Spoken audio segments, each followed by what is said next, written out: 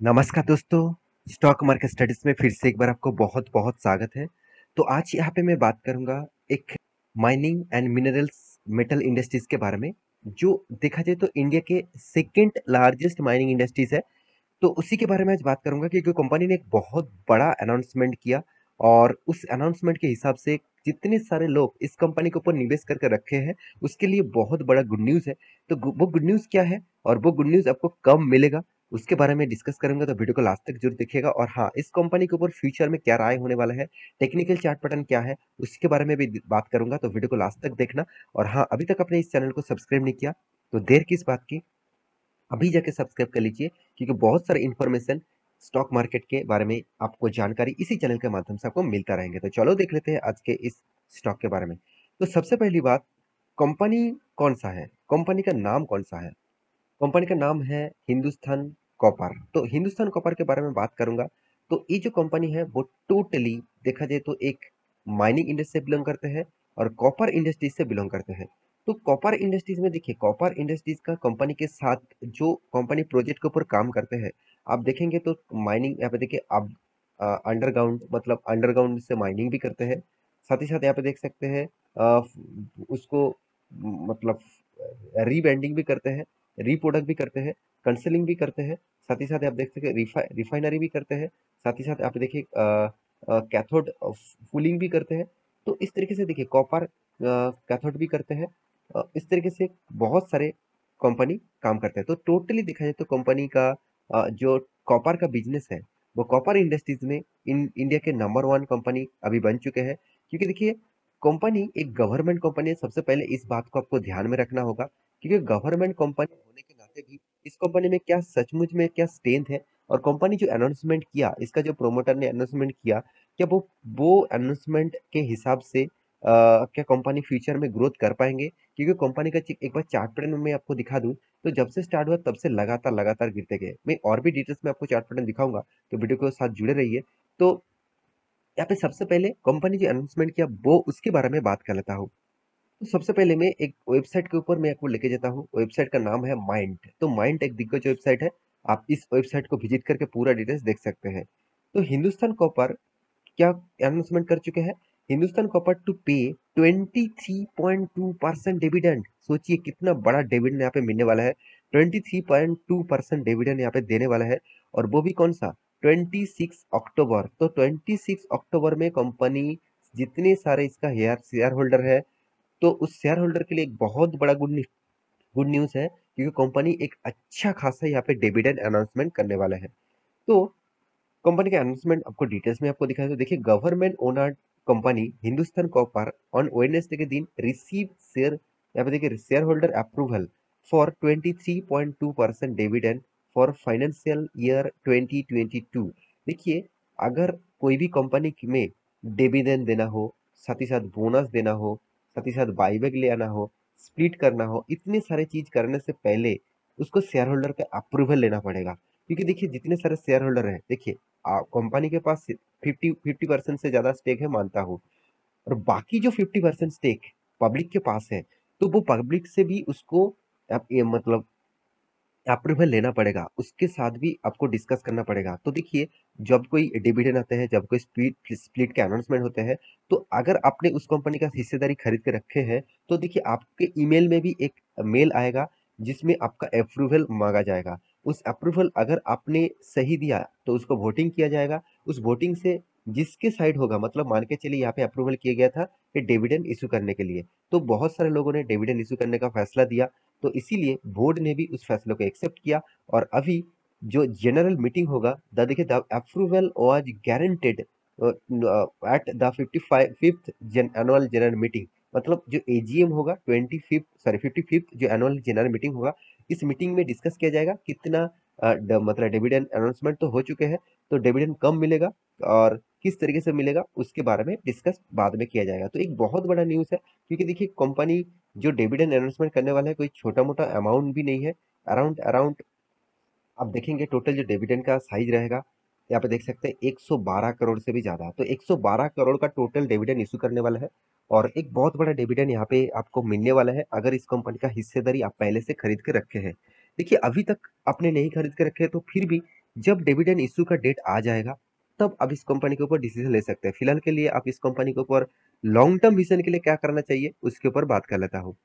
सबसे पहले मैं कंपनी का इन्वेस्टर के बारे में बात करूंगा। देखिए, कोई भी इन्वेस्टर अगर निवेश करके रखे हैं तो ज्यादा से ज्यादा आप देखेंगे तो प्रोमोटर के बाद सबसे ज्यादा निवेश किसके पास है? पब्लिक के पास 17.58% है। उसके पास कितना? डीएस के पास कितना? 15%। एफएस के पास कितना? ना के बराबर। क्यों ना के बराबर? मैं वो भी आपको डिस्कस करूंगा। सबसे पहले डीएस के बारे में बात करते हो। देखिए डीएस आप देखेंगे तो life insurance corporation of India जिसके पास 12% होल्डिंग है। तो सोचिए 15%, 15.5% का होल्डिंग के ऊपर 12% तो एलआईसी ने खरीद के रखा। मैं बहुत बार आपको बोल चुका हूँ, गवर्नमेंट हमेशा एक पॉलिसीज यूज करता है। वो पॉलिसीज क्या है? मान के चलिए एक कंपनी है, उसको फंडिंग की जरूरत है। वो फंडिंग मान के चलिए कोई इंस्टीट्यूशन, कोई बड़े निवेशक उसके ऊपर फंडिंग नहीं मतलब डाल रहे हैं उस कंपनी को चलाने के लिए, उस कंपनी को बचाने के लिए। तो क्या करेंगे गवर्नमेंट? गवर्नमेंट का खुद का जो एलआईसी जो गवर्नमेंट का ही कंपनी है, वो इस तरीके से कंपनी के ऊपर निवेश करेंगे। अगर आप कोई भी एक गवर्नमेंट कंपनी चूज करके देख लेना, उसका डीएस के अंदर आपको एलआईसी दिखेगा ही दिखेगा। एलआईसी गवर्नमेंट कंपनी को बचाने के लिए ही हमेशा निवेश करके रखते हैं, क्योंकि देखिए इस कंपनी का हालत आप देखेंगे तो बहुत बहुत खराब है। क्यों? मैं इस कंपनी का देखिए हालत आपको दिखा रहा हूँ। आप कहेंगे सर कंपनी का तो डेप्थ कम है, कंपनी का तो इनकम मतलब अच्छा खासा है, साथ ही साथ कंपनी का फ्री कैश फ्लो शानदार है, हर कोई पैरामीटर पॉजिटिव दिखेगा। देखिए आप आपको इतने सारे पॉजिटिव दिखेगा। 17% सेल्स ग्रोथ है, प्रॉफिट का परसेंटेज तो प्रॉफिट का जो ग्रोथ का परसेंटेज 200% से भी ज्यादा है। तो आपको तो बिग पॉजिटिव दिखेगा इस कंपनी के ऊपर। क्या फिर से इस कंपनी के ऊपर निवेश करना चाहिए? चलो मैं कुछ पॉइंट्स आपके साथ शेयर करना चाहता हूँ। पहले आपको कंपनी का सेल्स ग्रोथ दिखाऊंगा।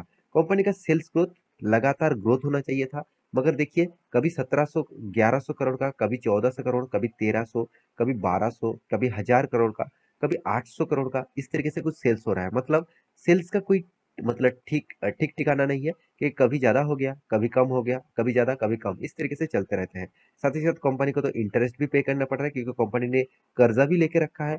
उसके बेसिस से कंपनी का जो टोटल प्रॉफिट हुआ, एक्सपेंस को माइनस करके जो टोटल हाथ में नेट प्रॉफिट आया, तो देखिए पहले कंपनी शानदार प्रॉफिट किया, बीच में कंपनी लॉस मतलब कम प्रॉफिट किया, और कंपनी 2020 कोविड के सिचुएशन में बड़ा लॉस किया था, करीबन 600 करोड़ के 550 करोड़ के आसपास।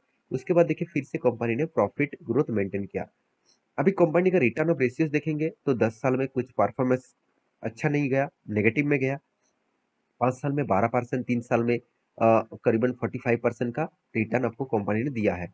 अभी 1 साल में करीबन करीबन कंपनी आपको लॉसेस दे रहा है, तो फिर भी कंपनी का सेल्स ग्रोथ से कई गुना ज्यादा कंपनी का प्रॉफिट ग्रोथ है। क्योंकि कंपनी का प्रॉफिट ग्रोथ बेसी ज्यादा होने का कारण क्या है? देखिए ये कमोडिटी मार्केट है, कमोडिटी प्रोडक्ट है। तो कमोडिटी प्रोडक्ट हमेशा ग्लोबल के ऊपर इम्पेक्ट करते हैं।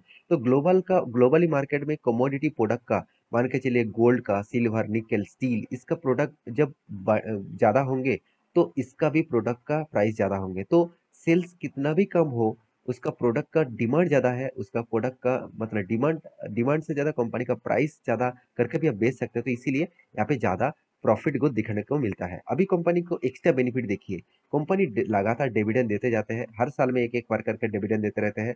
कंपनी इस बार भी डिविडेंड अनाउंसमेंट किया, तो अभी देखने बाकी है कब डिविडेंड मिलेगा। तो एक चीज मैं और आपको दिखाऊंगा, वो है कैश फ्लो। कंपनी का कैश फ्लो लगातार प्रॉफिट में रहा, पॉजिटिव में रहा। कंपनी 2017 में ही कंपनी का कैश फ्लो नेगेटिव में आया था, बाकी सारे के सारे चीज पॉजिटिव में है।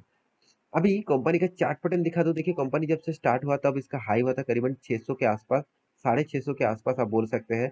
उसके बाद देखिए लगातार लगातार गिरते गए, कंपनी गिरावट जारी रहा। और अभी कंपनी का जो लो हुआ था कोविड के सिचुएशन में ओनली 16 रुपीज के आसपास, तो 16 रुपीज के आसपास चलने वाला कंपनी तो फिर से खड़ा होकर कंपनी गया था 100 200 करोड़ 200 के आसपास।